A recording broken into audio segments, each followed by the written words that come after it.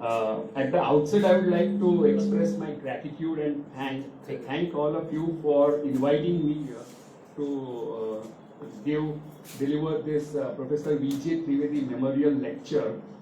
And it's an honor for me because Professor V.J. Trivedi was one of the great institution builders and inspiration behind the establishment of English studies in India, especially in H.M. Patel Institute.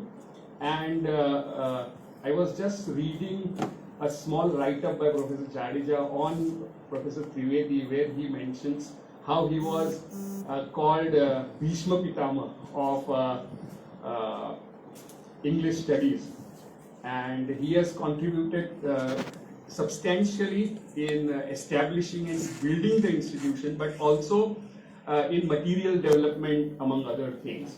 So it's my honor and privilege to deliver a lecture in memory of Professor V.J. Trivedi. People like Professor V.J. Trivedi, Professor Vyavare, Professor Kirit Trivedi, Professor Jadeja are the institution builders, and especially they are inspiration when the age is of institution unbuilding that is happening probably all over the world. And in such a kind of moment of crisis for people who are interested in reading and writing, Professor Trivedi was a kind of personification of passion for reading, and something that we find is slowly on decline in our part of the world. So today actually I want to have a serious conversation with you, not just as one of the teachers and researchers of English in India, but also as one of the students. And like many of you, I started out as a student. I did my graduation from Valsad, a Mofussil college, a kind of small college in the southern part of Gujarat, where we were taught largely conventional literary studies in English. We studied the canonical Anglophone, largely British literature. And I remember studying books like Scott James and R.J. Rees and criticism and Macbeth and H.G. Wells. So when I came to Baroda for my post-graduation, and that was in '93, I encountered entirely different world over there. And I discovered that it's not just English as Anglophone literature, but substantial world literature and Indian writing in English had become part of our curriculum. And we were fortunate, probably in some way, to study a paper called Politics and Ideology of Teaching English in India. A paper that is not offered in many places, probably, where we studied texts like Rajaram Mohan Roy's letter to Lord Amherst, where he demands English. And he's saying that we don't want language of Shastra and Persian and that kind of traditional scholarship, but we want a language that will make us modern, our knowledge modern.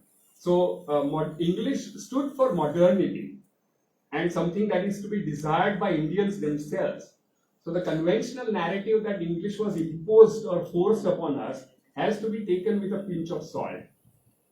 And in course of the syllabus, we also studied Macaulay's Minutes, a kind of text that has remained a presence in English studies and will continue to do so for a long period of time. And where I remember reading some of the lines from Macaulay's Minute, we want to create a class of go-betweens between rulers and the ruled, who are Indian in blood and color, but English in their thoughts and tastes. And those words of Macaulay still haunt English studies.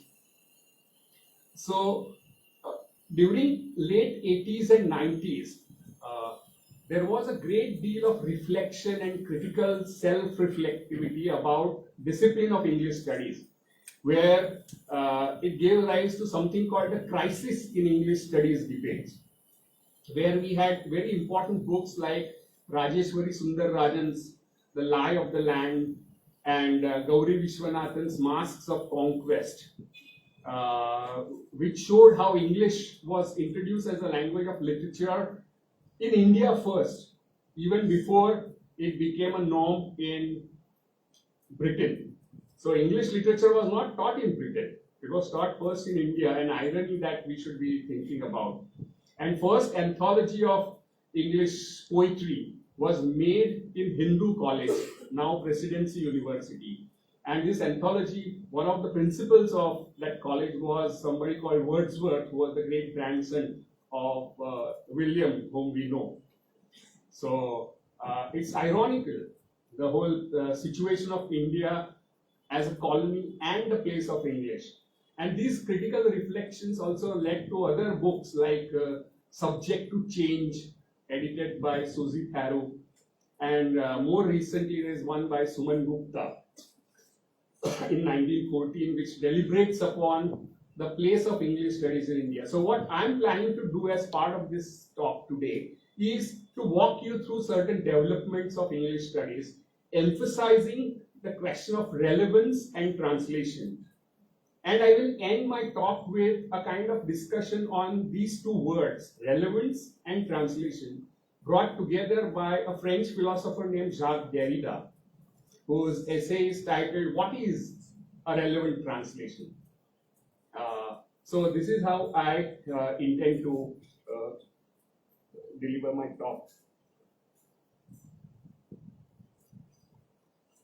So what I intend to do is that while the crisis in English studies that I just mentioned, after the late 1980s resulted in something called the comparative turn in study of English literature, there is a need to focus on the question of translation and bring out something called the translational turn in the field of 21st century English studies.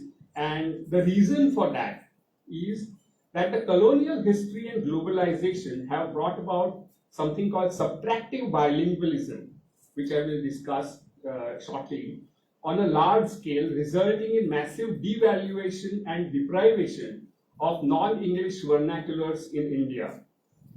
And intense engagement with translation as a theory and practice can alleviate, and one of the meanings of the word relevant etymologically, as Derrida would point out, is to alleviate as a remedy. Now it's very interesting, though Derrida doesn't say this, he uses the word called gift. And the gift has two meanings, according to Derrida. One is the gift as something that enriches you, given to you, but also as poison. So it's simultaneously life-giving and poison. So English is a gift of colonial history in two senses of the word gift that Derrida talks about. And maybe translation can be one of the ways to alleviate our condition, which is also one of the meaning of etymological sense of the word relevant. Second reason is there is an explosive growth of literary texts. An archive of English literature and English translation has exploded on the scene. Almost all major important writers in India up to 1990 would be available now in English translations of various kinds. Any great writer in Indian language, and you will find that his or her book would be available in English translation. So this whole explosion of English translation, the exploding archive as I call it, is also one of the reasons why we should, as teachers and students of English, engage with the question of translation in more intense manner.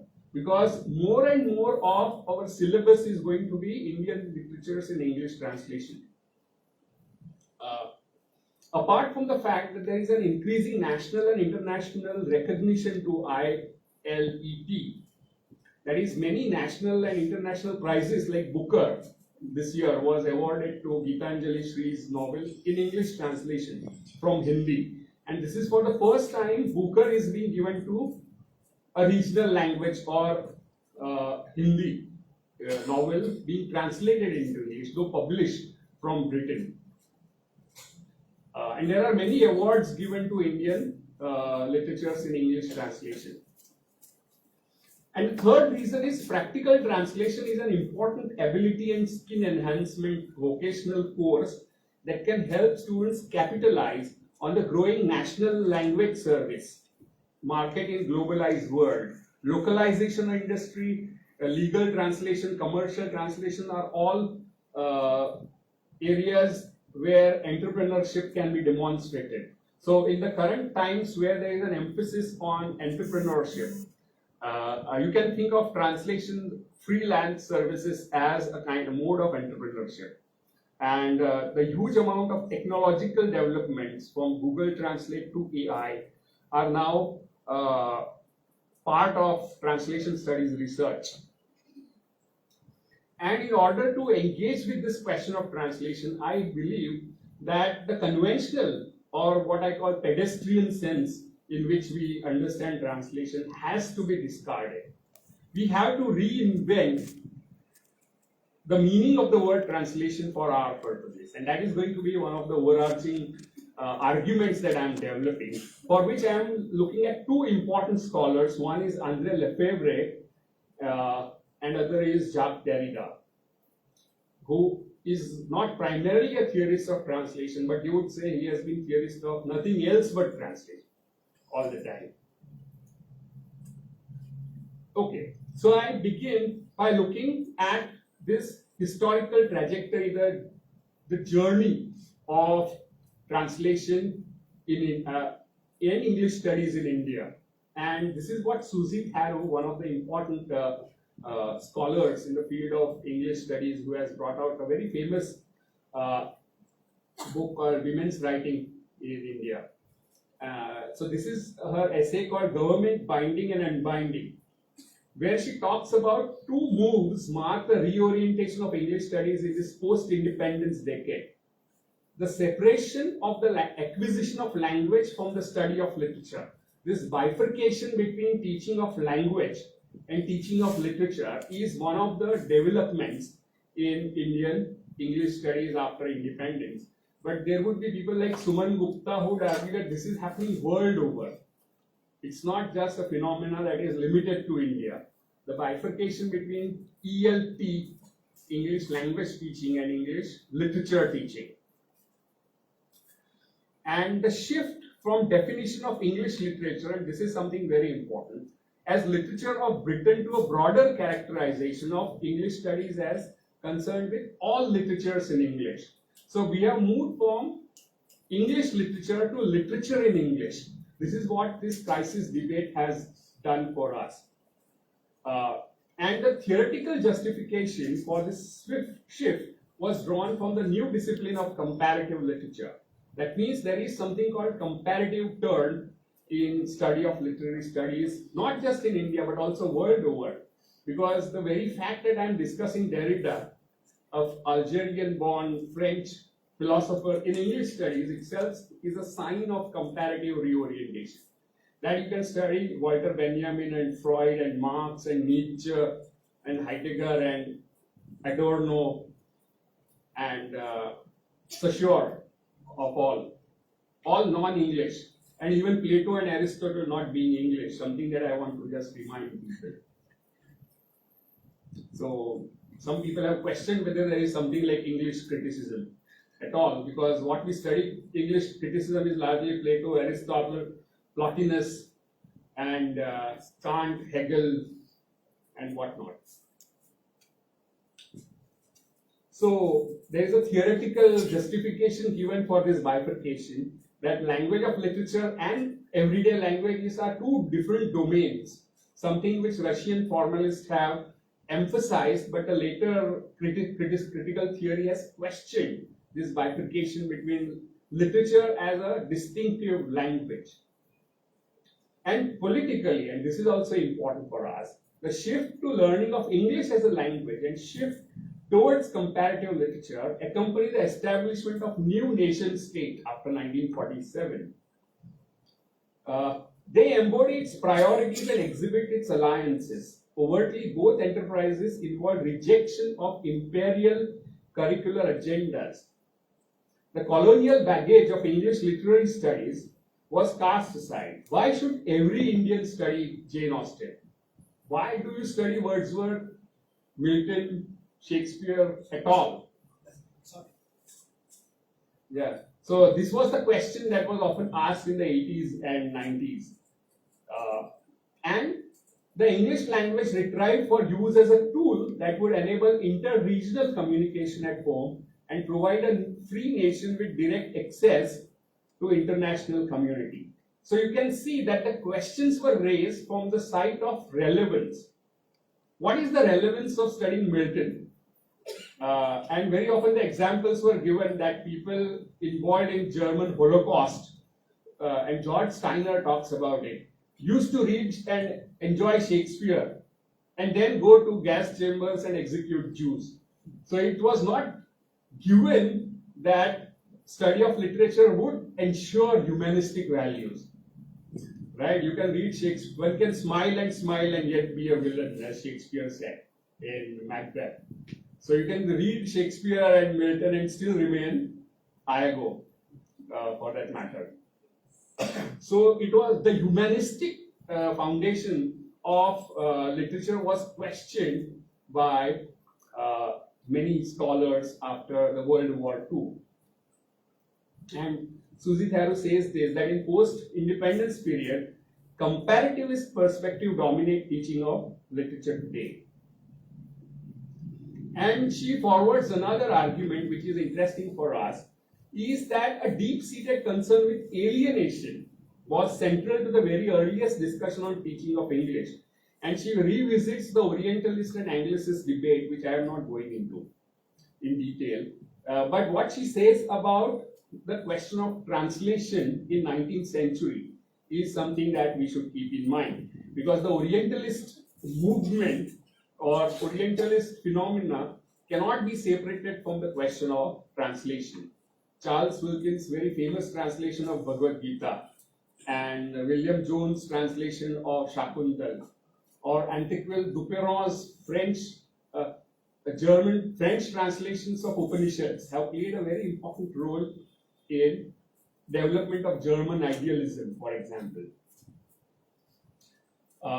And she argues that this failure in bonding can be a possible source of disruption. And so there is alienation on the part of the students. So when students are listening to a lecture on Milton and Shakespeare, they feel alienated.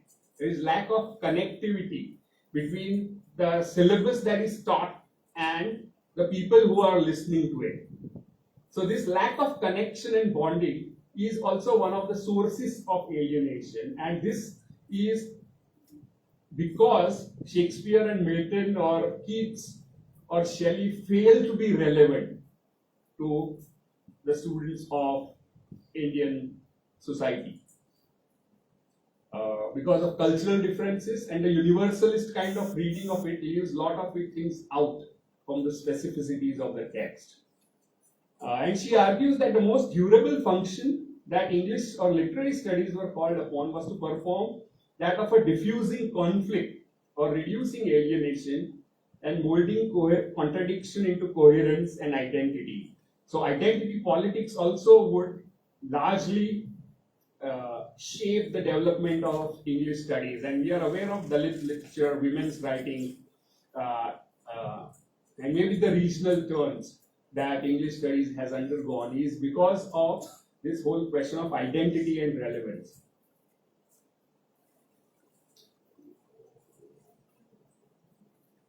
And this is one idea that I have always proposed, is the notion of subtractive bilingualism.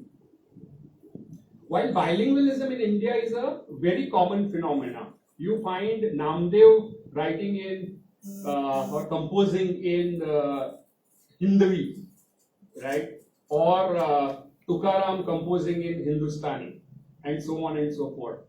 All this, the Bhakti poets were also multilingual. Mirabai wrote in Braj, but when she came to Gujarat and she settled, her poetry also found its expression in Gujarati. So Mirabai, you will find, is being studied in something called Hindi, though it's Braj, and in Gujarati as well. So Bhakti was largely a multilingual movement, but it is very different from Anglo-Bhasha kind of or Anglo-vernacular kind of bilingualism that all of us are implicated in.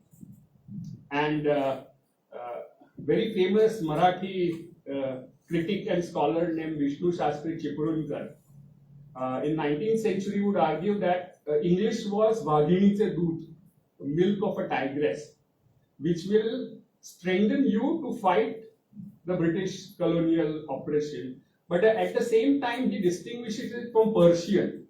He says that when we acquired Farsi, it was like wearing clothes from a different culture. But when we learned English, our brains were replaced. So English attacks brains, while Farsi would be just change in costume. That is what he says. So what is happening here with English coming to India? And I would argue that it develops something called subtractive bilingualism. And sociolinguists like Wallace Lambert makes a distinction between additive bilingualism, in which when you acquire another language, like Chinese acquiring English, would not result in depreciation of Chinese.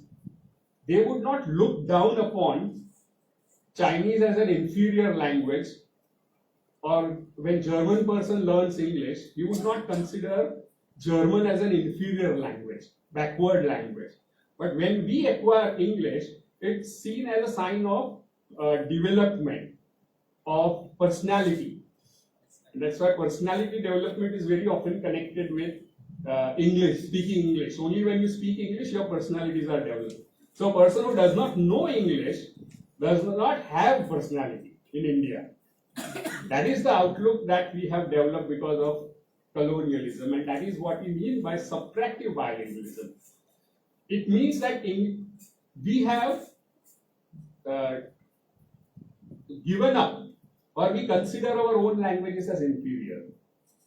And more you learn English, less you learn about your own cultures and language. It results in depletion of your own cultural resources. So subtractive bilingual situation is asymmetrical. And in case of English, it results in depletion and deprivation of linguistic, cultural, and creative resources. And that is the reason why translation studies fail to pick up in India. Because the person who knows English well doesn't know Gujarati properly. And the person who knows Gujarati well doesn't know English well. There is an asymmetrical bilingualism. And usually when you translate from Gujarati to English, your English has to be at par with your first language. And because our English is Gujju English, most of our translations are pathetic. So this asymmetry between English and our regional languages is a byproduct of subtractive bilingualism. So post-colonial and post-global processes of modernization that promote and at times even fetishize. I know some English medium school have a penalty. That if you speak in Gujarati, you will be fined 25 rupees. Right? The subtractive bilingualism comes with an exorbitant cost that often results not just in various forms of alienations that Susie Theroux is talking about and anomie, but also leads to an impoverished, dangerous, and distorted historical understanding of Indian past and present. As English as a global language of communication and as a vehicle of modernity is indispensable, and we cannot reject it outright. But at the same time, we should try to remedy the detrimental consequences of subtractive bilingualism brought about by English education. And I believe that intellectual and creative engagement with translation theory and practice is a productive means for bringing about an additive orientation of English Bhasha or English vernacular bilingualism. And because of this subtractive bilingualism and the quest for relevance, it has resulted in explosive growth of number of literary texts being translated into English from regional languages.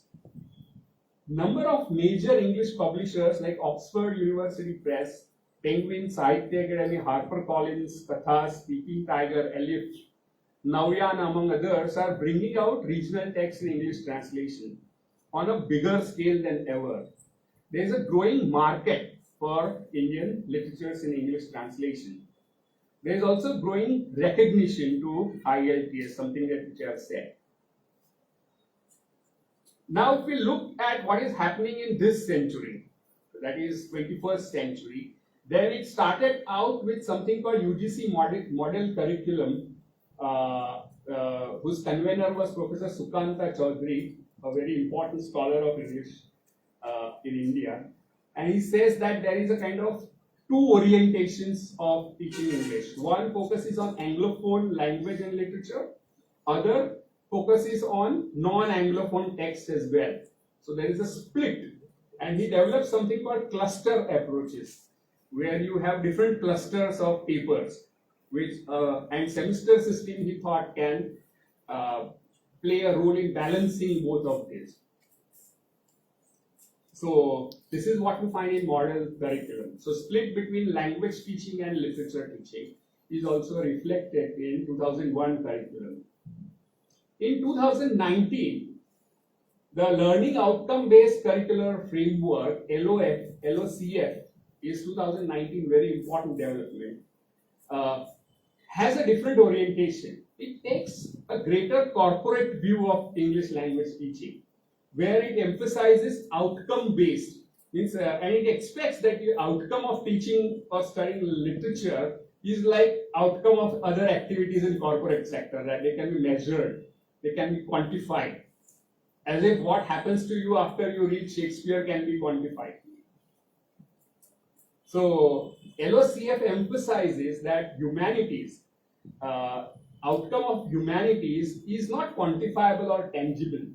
It is intangible. And that's why we should keep this in mind and try to balance science or STEM with humanities. And that is one of the exercises that LOCF does. And it seeks to, in many ways, emphasize the fact that study of literature is about human vision rather than providing you with better tools or material development. That is what it emphasizes.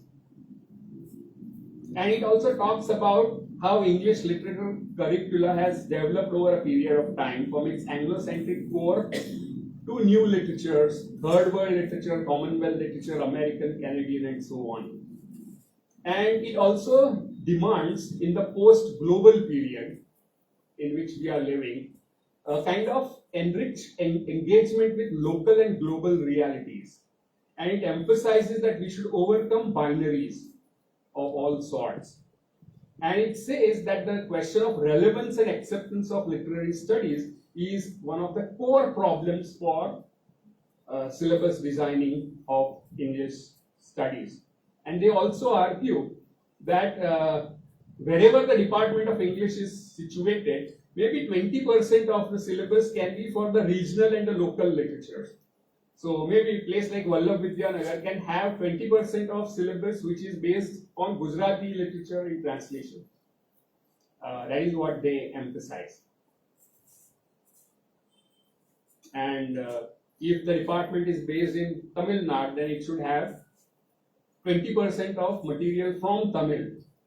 And at MS University of Baroda, from 2019 onwards, we have introduced a paper called Gujarati Literature in English Translation as one of the core papers in TYBA, where we teach Chinu Modi and Pannalal Patel. You have studied that paper, yes. Right? Okay.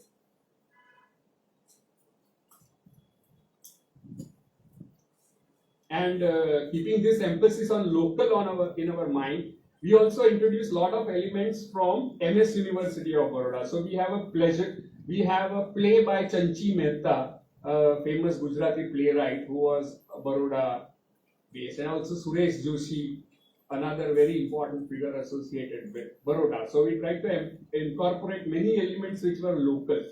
And this emphasis on local also finds its place in what is called National Education Policy 2020 or NEP. So in some way, this 2019 LOCF, Learning Outcome Based Curricular Framework, anticipates NEP in many ways. Its emphasis on local and the regional and the vernacular. Uh,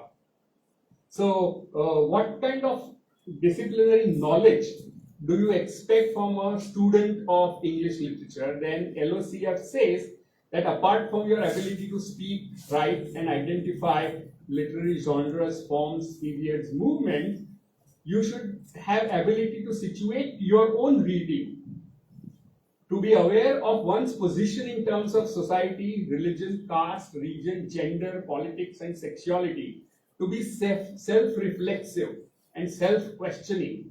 So what it means is that when you read Shakespeare, you have to read it as an Indian.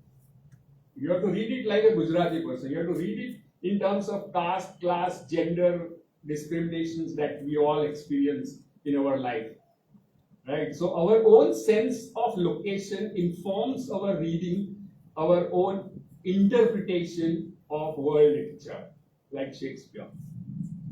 And that ability to situate it is primary according to LOCF. And it also emphasizes that ability to understand the world, and this is where the whole question of world literature would come in, to think critically and clearly about local and the global through a reading of literature in translation and in the original, to be located Indian citizens of the world. So this is the cornerstone of this policy, to be a located Indian citizen of the world. So there is a tension between Indian and the world, right, in the sense of location equality. The global and the local are 2 points which are pulling all of us. And it's the job of studying of literature to be aware of these tensions. Ability to see and respect differences and transcend binaries. And outcomes, one of the outcomes that it says is to recognize employability options in English studies program as part of skill development and as career avenues to open to graduates today's global world, such as professional writing, translation, teaching English at different level, mass media, journalism, aviation, communication, and personality development. Something which I have not really understood, that why is it the job of English to develop somebody's personality?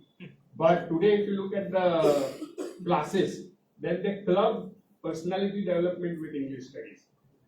So for us, English comes from the place of inferiority complex. Right? And this inferiority complex can also masquerade as superiority complex.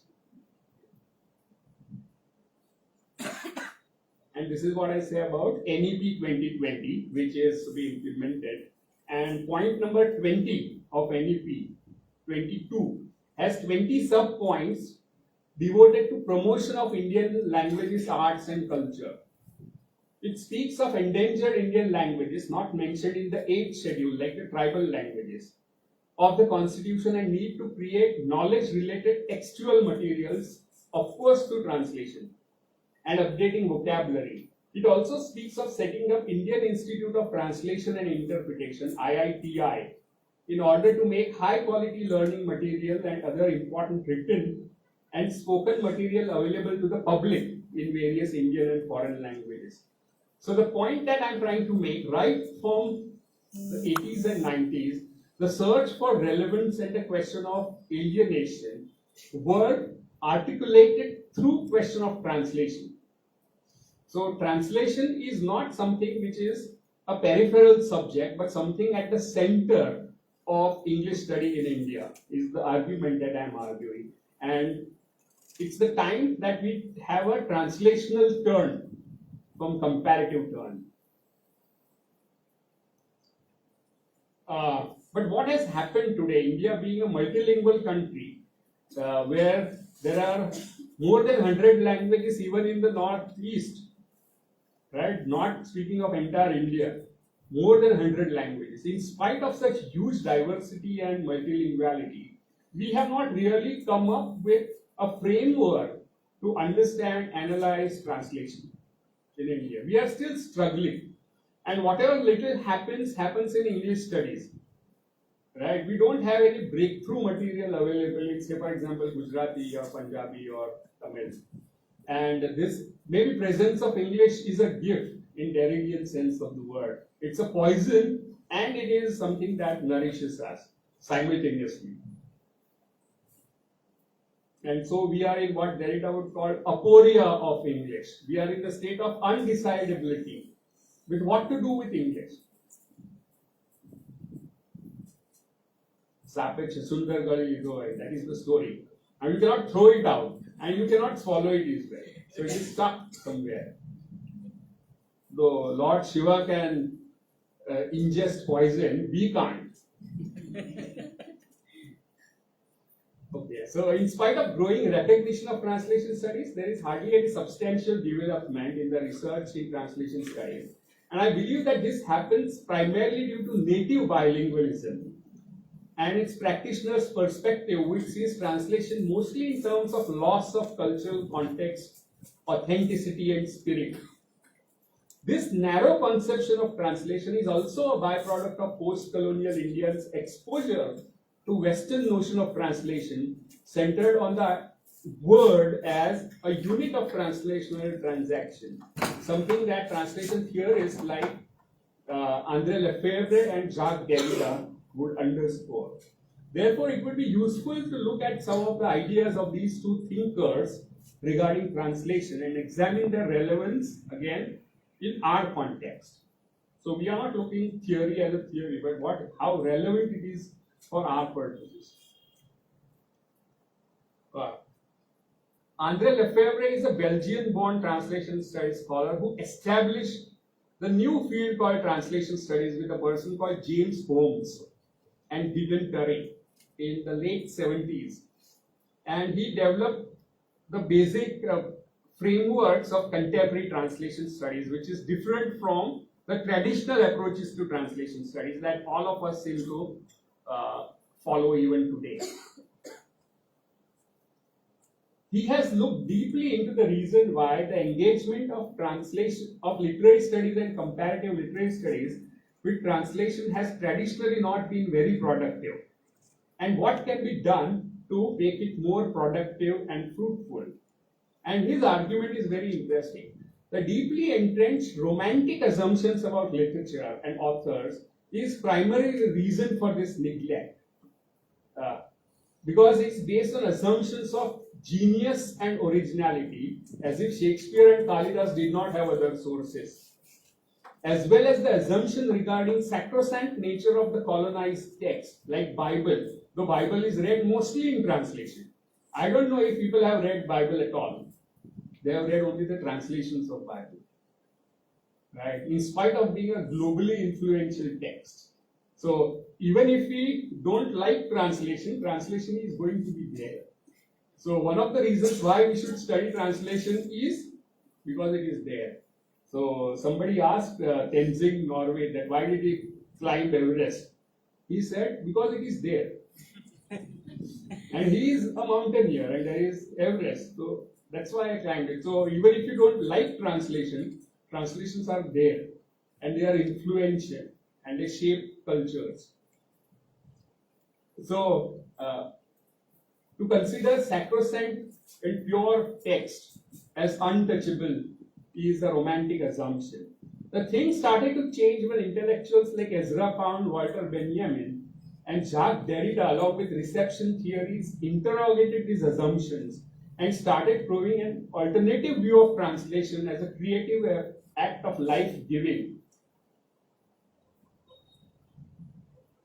So this is one of his important theories, translation as refraction. So how to understand translation in a different way to understand its influence and impact on the society. And I remember a statement made by a very important aesthetician in Marathi called R.V. Patankar, who says that translation is impossible in theory, but always possible in practice. So in theory it is impossible, but in practice it's always done. So there is a problem with the theory. Right? So if theory can't explain why it happens and why it is so influential and why it will continue to happen, then there is a problem with the theory of translation. You need an alternative way to theorize translation. And this is a major attempt made by Lefebvre. He says that European comparative literature's negative view about translation came from romantic assumptions such as narrow perception of the word as a primary unit. So even today when somebody asks you a question, how will you translate jalebi? You are still coming from word-based idea of equivalence. So idea of untranslatability comes from word-based thinking about translation which never existed in India. It is a colonial import. And we need to decolonize our thinking of translation if we have to proceed. And he tells that it goes back to Akkadian and Sumerian bilingual word list. Plato, Platonic thought, and all of you are familiar with Plato's views on literature and poetry. Right? He wanted poets to be out of his republic, and probably he would not have allowed translators to come into existence because they are copying something which is already a copy of a copy. Right? So there is a certain kind of hostility towards not only creative writing but also translation in Greco-Roman thought. Christian biblical view of the text as the word of God, which cannot be tampered.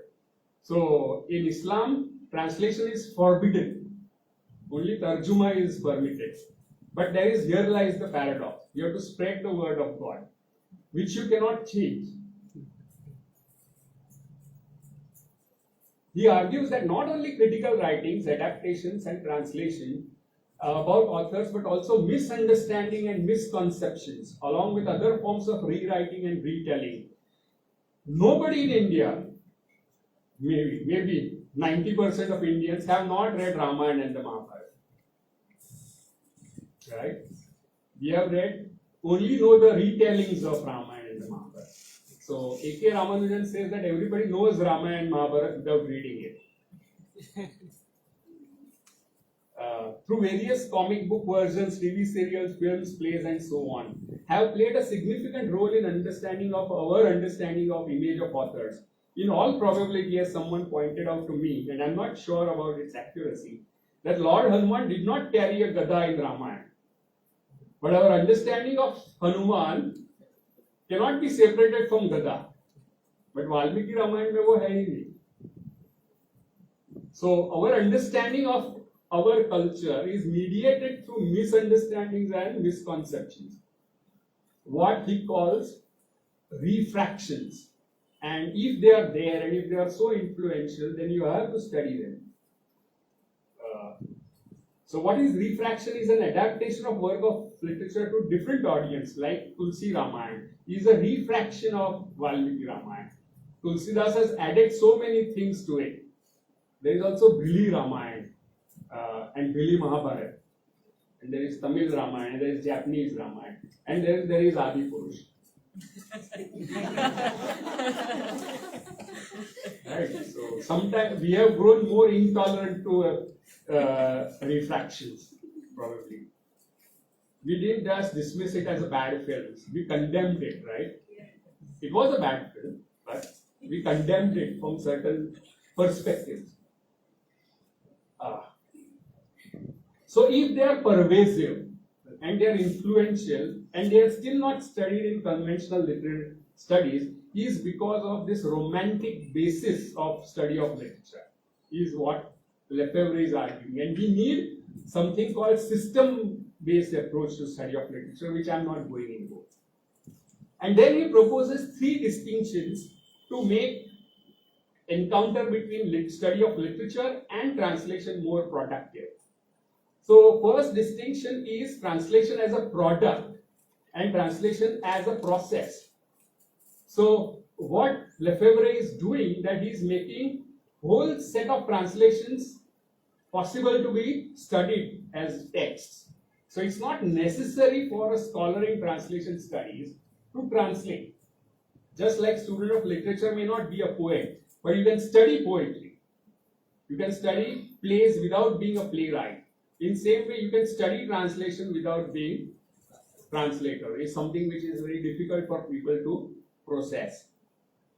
You can make distinction between normative or judgmental approach, where you say this is a good translation and that is bad translation, versus more descriptive approach, something called descriptive translation studies.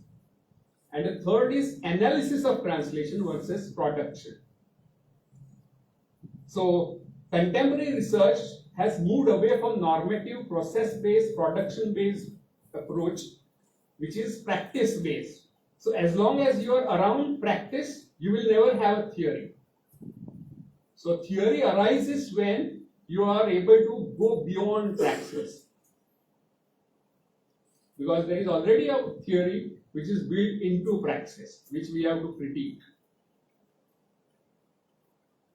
Which means you can study existing translation and ask questions about historical, ideological and poetological aspects of the text, as well as try to understand its impact and function.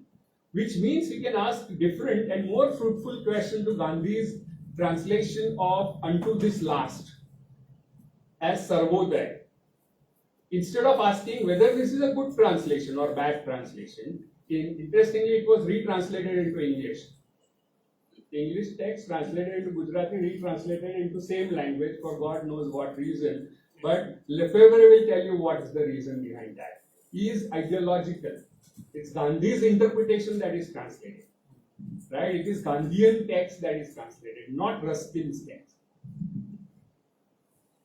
So, what was the cultural context, ideological agenda, and strategies that Gandhi used? And interestingly, Gandhi was very deeply against Western culture. And yet he took his key ideas from Thoreau, like civil disobedience, and Ruskin, like Sarvodaya, and Tolstoy, who I don't know whether he's Eastern or Western, because he's somewhere in between, Russia being on the borders of West and the East. And today it says it is on the East. At least Putin says so. I don't know what Lenin says, but Putin definitely says. And what was the impact of his translation? Instead of asking whether translation is good, bad, or ugly, or what is lost in translation. And this is the last point, and it's slightly demanding because you need to understand what deconstruction and Derrida's project is, and you may want to look up a video that I have on YouTube on Derrida deconstruction with Professor Dilip Bharat.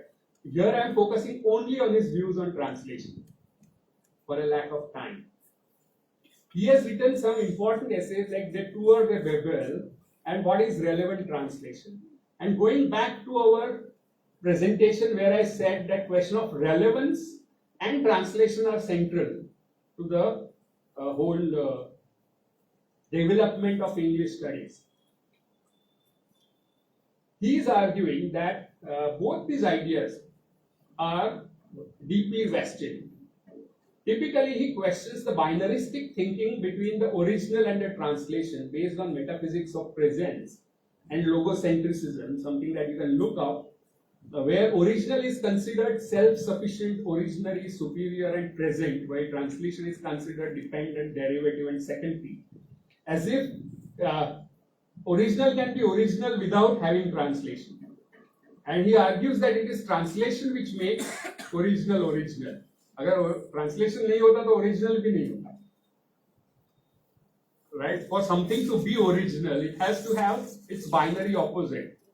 Right? For male to be male or masculine, you need to have something called feminine. Or white to exist, you need something like black to exist. Right? So, binaristic structure of Western thought refuses to accept that these are interdependent categories. And it says that one male can exist as if it's a self-sufficient entity. If there were no females, there would be no males in the world. I don't think this idea is very easy to digest. It's feminine that makes something masculine, right? Because it's binaristic oriented. So it is, as Borges says, very famously, a very famous Latin American writer who said that it is the job of original to be faithful to translation. Borges is turning the whole argument on its head. Because it is the translation which makes something original. If something is not translated, it won't be original. He critiques Benjamin Steiner and Roman Jakobson's theorization of translation as revealing how their languages, the language of these theorists, simultaneously assert, that is construct, and undermine, that is disseminate or deconstruct, their formulation, leaving us with undecidabilities and aporias regarding language, original and translation. So he also questions what is a language. And he says that even language is plural. There are many languages within a language. And how will you translate such a text into another language? And while I was translating Narsi Mehta, I thought I am translating from Gujarati. But I found many compositions which were written in Sanskrit Gujarati. Means you will have Devanagari, Sanskrit Devanagari, and Gujarati in the same line of a poem. Something like Mani Praval that you have in Malayalam. Mani Praval is a language made up of many languages, right? Tamil, Sanskrit, Malayalam, and it's a courtly and it's a very prestigious genre or literary style. So India is deeply multilingual. So when you translate from one language, how will you translate? There are languages within languages, like dialects. That's one of the questions that he asked. Okay, so I will just move over to his essay called What is Relevant Translation? And he asserts that the question of relevance is central and essential to translation to an extent asking what is translation or asking what is a good translation amounts to asking what is relevant translation. It is same thing. And he uses Jakobson's idea of intralingual translation. That what is relevant translation and what is translation are intralingual translations of each other. Nevertheless, what does relevant or translation mean does not have an unambiguous, unequivocal answer. Conventionally,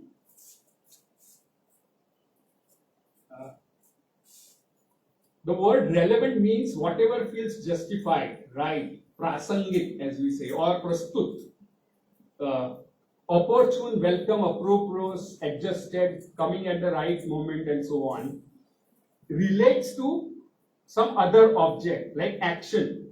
Relevant action is an action which is right to something else. Or relevant decision is decision that connects to something else. So there is an act of connecting one with another that is involved in the whole question of relevance. It itself, according to Derrida, is an act of translation. One thing binding with another, like yoke, where one thing connects to something else. You have to bind it. So relevant proposition is a proposition that is relevant to something else other than itself.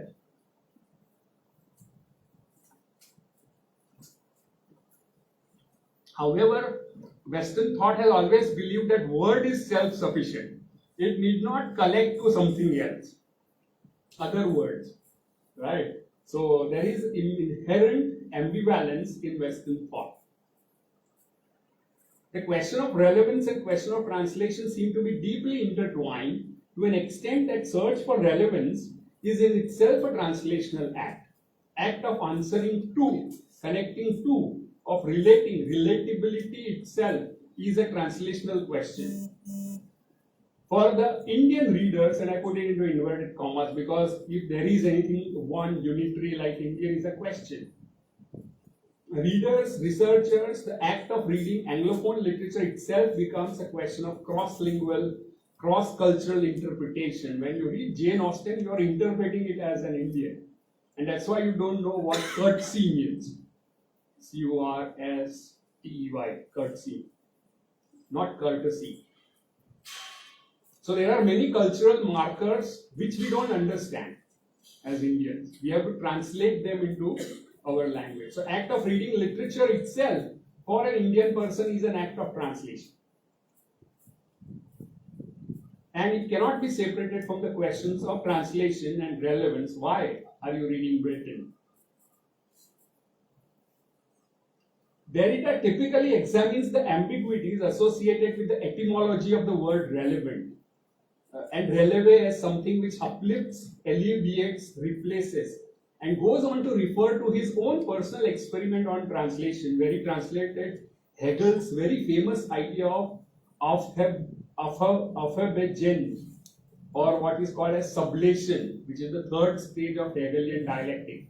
Synthesis, antithesis. Synthesis happens because of sublation.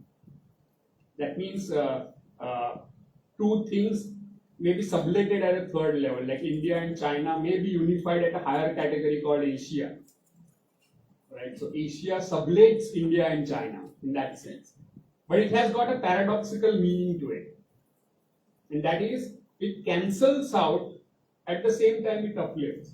So India ceases to be India and China ceases to be China once you say Asia.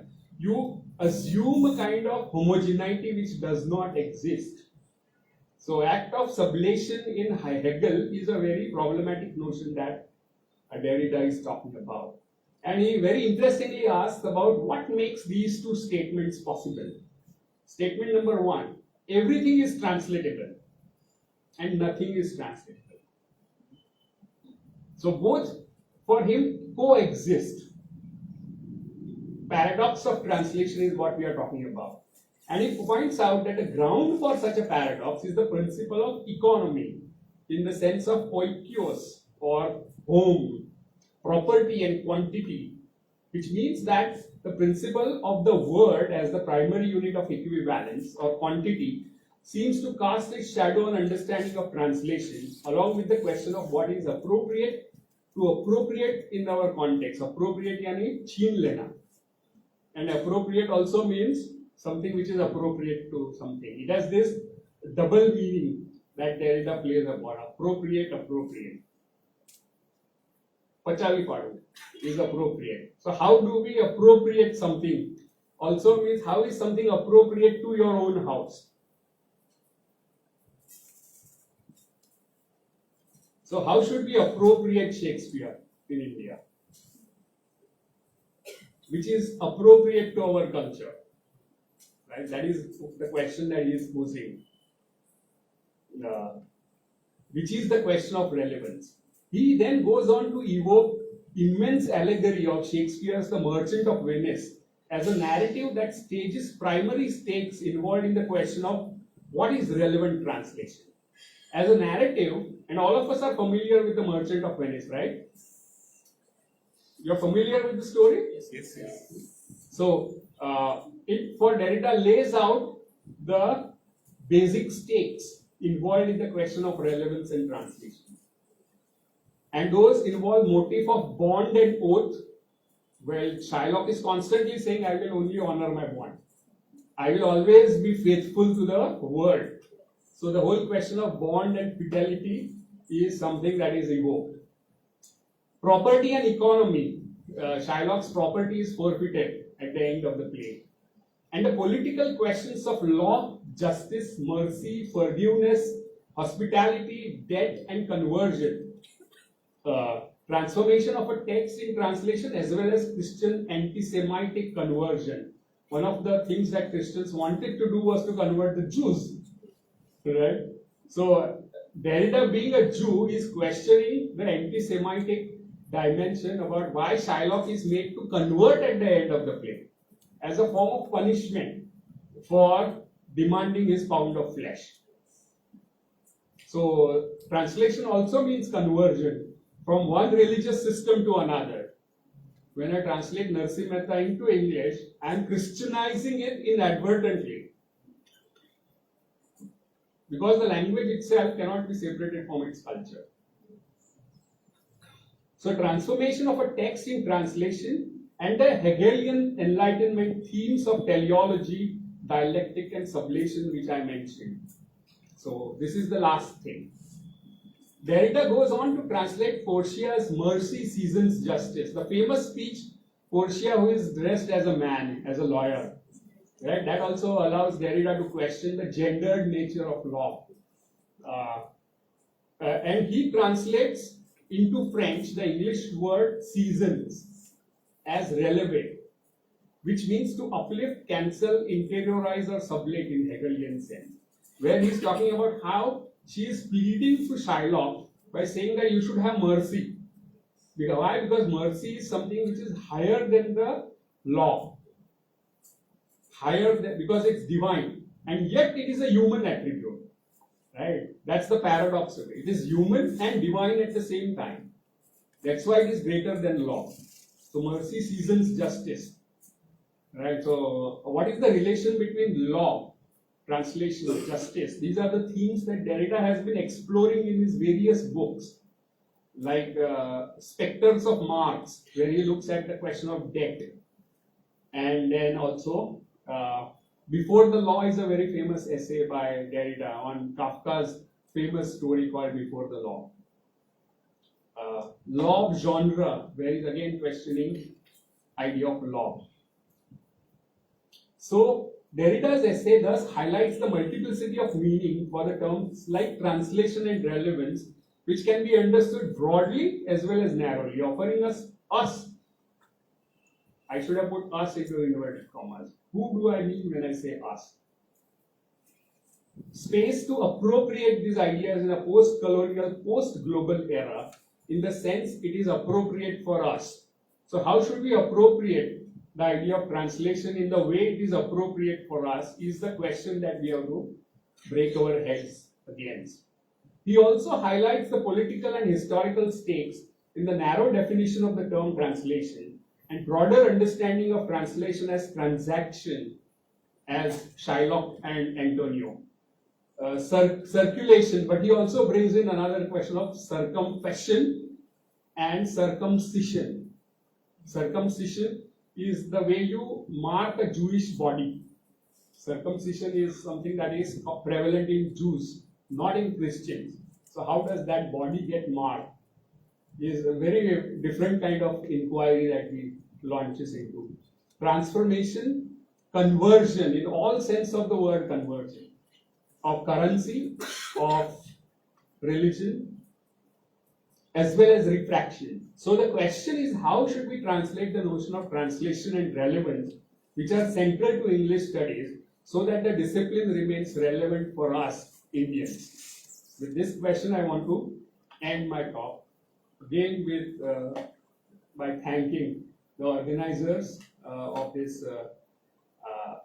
lecture, Professor Trivedi, and I also want to thank Pate Institute of Research in English for giving me an opportunity to share my ongoing work on translation. So thank you very much.